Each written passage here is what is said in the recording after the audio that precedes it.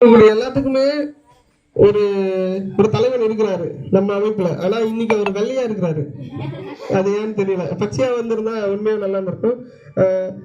அதே மாதிரி வந்து நம்ம நம்ம ஊர்ல இருந்து போறோம்ல, நாகரல் ஏரிக்கரை இருக்குல்ல, இன்னும் ஒரு 5-10 வருஷம் பொறுத்தீங்கன்னா அந்த ஏரிக்கரைங்கள ஒரு 10,000 பனைமரம் வளரும் கண்டிப்பா. ஏன்னா இப்ப நட்டுருக்கோம், போய் பார்த்தா வளர்ந்துருக்குது.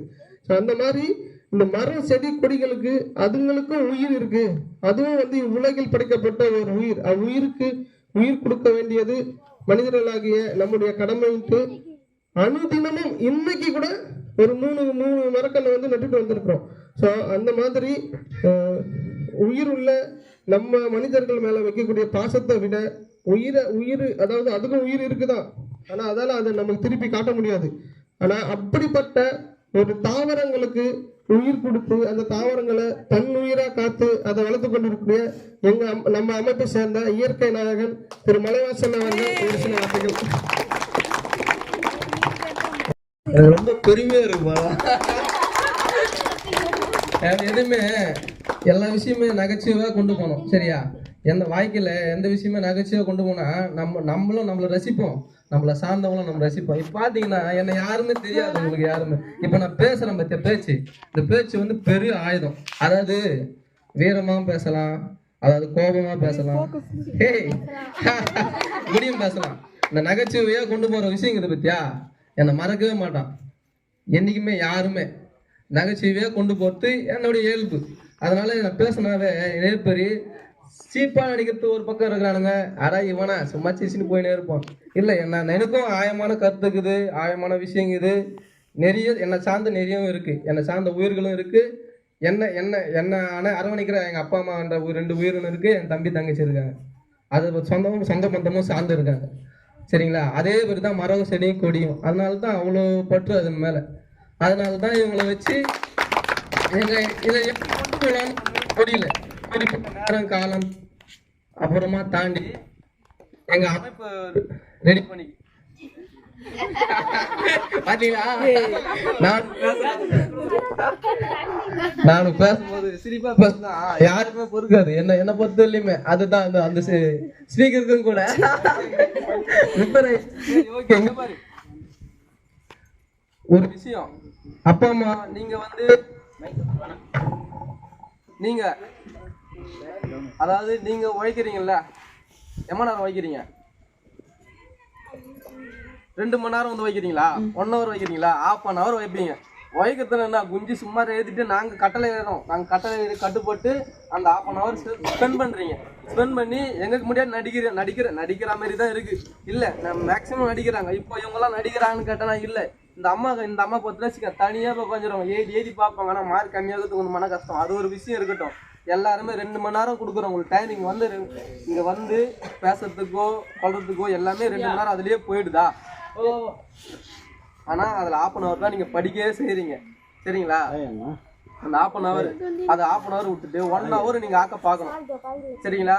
அடுத்தது நீங்க 2 மணி நேரம் இங்க உழைக்க வரீங்க. அப்பா அம்மா எத்தனை மணி நேரம் உழைக்கிறாங்க தெரியுமா? தினமும் 8 மணி நேரம் மட்டும் உழைக்கிறாங்க. அது வந்து அரசாங்கத்தில் நிர்ணயிக்கப்பட்ட நேரம். சரியா? 8 மணி நேரம் உழைக்கணும்னு. அதுக்கு முன்னாடி 12 மணி நேரம் இருந்தது. 8 மணி நேரம் உழைக்கணும் இருக்கு.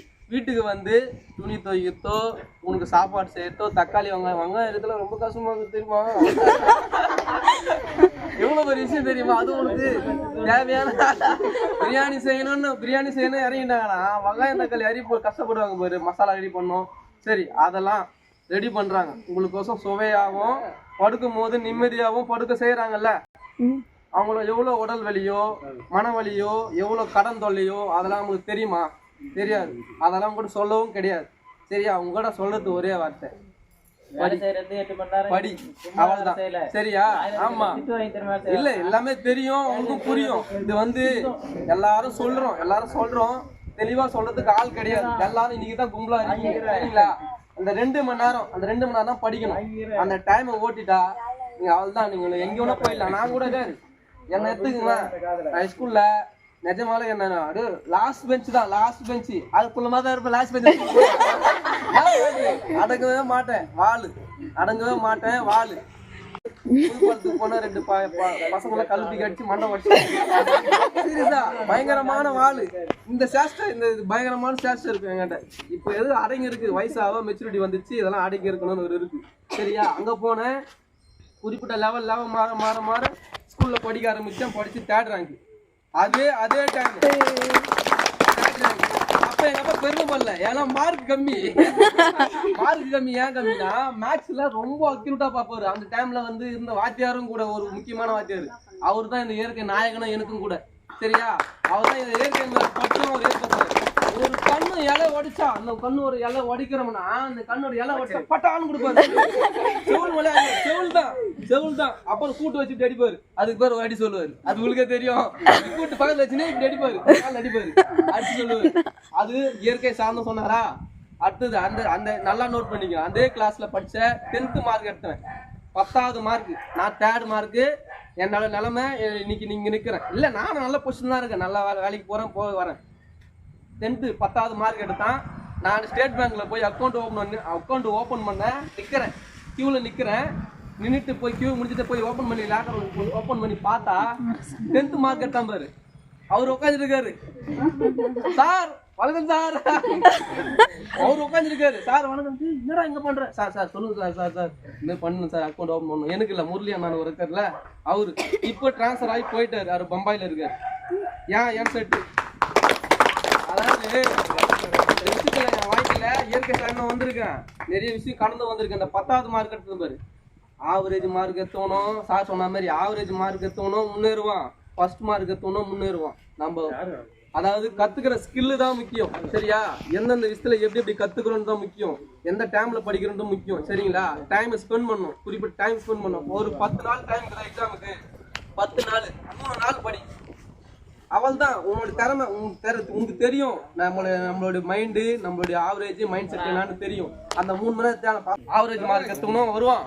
சரிங்களா, ஃபர்ஸ்ட் மார்க் எடுத்தவனும் வருவான். அது நம்ம படிக்கிற ஸ்கில்லு, அது படிக்கிற எப்படி படிக்கிறன்றது முக்கியம். அடுத்தது computer class, type writing class. ஏன் போக சொல்றேன்னா, இன்னைக்கு தேதிக்கு 12th அதாவது டிகிரி பிஜி யூஜி பண்ணிட்டு கடைசி எங்க போறோம்னா சிப்கார்டு தான் போய் ஆகணும் நீங்க எல்லாருமே. ஏன்னா காலம் மாறி போச்சு, வேலை வாய்ப்பு கம்மியாயிடுச்சு. யார் சொல்லியும் குத்தம் கிடையாது, மக்கள் தொகை அதிகமாயிடுச்சு. ஏன்னா ஒருத்தன் கல்யாணம் பண்ணா ஒருத்தர் 2 பேர் உண்மைதான். சரியா, ஒரு வீட்டுக்கு எப்படி 4 பேர் 3 பேர் சாலிடா இருக்கான். அப்படி இருக்கும்போது எல்லாருக்கும் வேலை கிடைக்குமானா கிடைக்காது. வர கம்பெனியும் எம்என்சி கம்பெனி, வெளிநாட்டுல இருந்து வர கம்பெனியும் கம்மி தான். அதனால வேலை கிடைக்காது. கிடைக்கிறதுனா ஸ்டாப்பா கிடைக்காது. சிஎல்லாவும் மாப்பு போறதுக்கு தான் போகணும். நீ போகலாம், அதாவது அந்த மாப்பு போடுற பத்தி அவனுக்கு ஆப்ரேட் பண்ண போகலாம். எப்படி போகலான்னா ஸ்கில்லு. சரியா, இந்த நாள்ல படிக்கிறவனுக்கு மதிப்பு கிடையாது, பணத்துக்கு தான் மதிப்பு. எப்படி ஏர்ன் பண்ணணும்னு பார்க்கணும். ஏன்னா சம்பாதிக்கணும்னு பார்க்கணும். அதாவது படிச்சு முடிச்சுட்டு ஸ்கில்லை டெவலப் பண்ணிக்கணும். கம்ப்யூட்டர், டைப்ரைட்டிங் இன்னைக்கு தேதிக்கு ஒரு ரெஸ்யூம் டைப் பண்ண போய், அதாவது ப்ரௌசிங் சென்டர்னா கம்ப்யூட்டர் சென்டர், ப்ரௌசிங் சென்டர் சொல்லுவோம். சரியா, அதில் போய் நானே போய் என் ரெஸ்யூம் டைப் பண்ண போறேன்னா, அங்கே பக்கத்தில் ஒரு அக்கா உட்காந்துங்கிறது, நான் ஒரு உட்காந்துங்கிறேன், பக்கத்தில் தம்பி உட்காந்துக்கிறேன். நம்ம பொறுமையா டைப் பண்றாங்க, நான் பார்த்து டைப் பண்றேன். இவன் பாரு இந்த தம்பி டப்பால் அடிக்கிறான். விஷயம் அங்கதான் இருக்குது. இங்க அந்த அம்மாவுக்கு தெரியும், அவங்க எக்ஸ்பீரியன்ஸ், அவங்க பொறுமையா தட்டுறாங்க. எனக்கு அவங்க வயசு தான் ஈக்குவல் தான். அவங்க எனக்கு அது ஸ்கில் இருக்கு அவங்ககிட்ட, என்கிட்ட ஸ்கில் இல்லை. இவன் ஸ்கில்ல கத்துக்கணும், டெவலப் ஆயிட்டான். எனக்கு சின்ன பையன் டெவலப் ஆயிட்டான். அதாவது பாத்துக்க, என்னோட வயசு சின்ன பையன் தான். ஸ்கில் தான் மெயின். இந்த நாள்ல ஏர்ன் பண்ணணும். ஏர்ன் பண்ணத்தான் மதிப்பு. ஏர்ன்னா பணத்தை சம்பாதிக்கணும். எப்படி சம்பாதிக்கணும்னு பார்க்கணும். அதுக்கு மதிப்பு, பணத்துக்கு தான் மதிப்பு. அதுக்கு ஸ்கில்ல கத்துக்கணும். டைப் ரைட்டிங்கும் கம்ப்யூட்டர் கிளாஸும். சரிங்களா, அதை கத்துனா உன்னை வந்து வேலை வாங்குறான் 8 மணி நேரம், அவனுக்கு நீ வேலை கொடுக்குறதுல நீ போலாம். சரியா, ஆவரேஜ் மார்க் எடுத்தவனும் வருவான், வாய்க்கில் முன்னுக்கு ஃபர்ஸ்ட் மார்க் எடுத்தவனும் வருவான். நம்ம கத்துக்கிற விதத்துலையும் படிக்கிற விதத்துலையும் தான் இருக்கு. சரியா, எல்லாம் நல்லபடியா படிச்சு பெருமையா இருக்கு. சரி, ஓகே, நன்றிமா.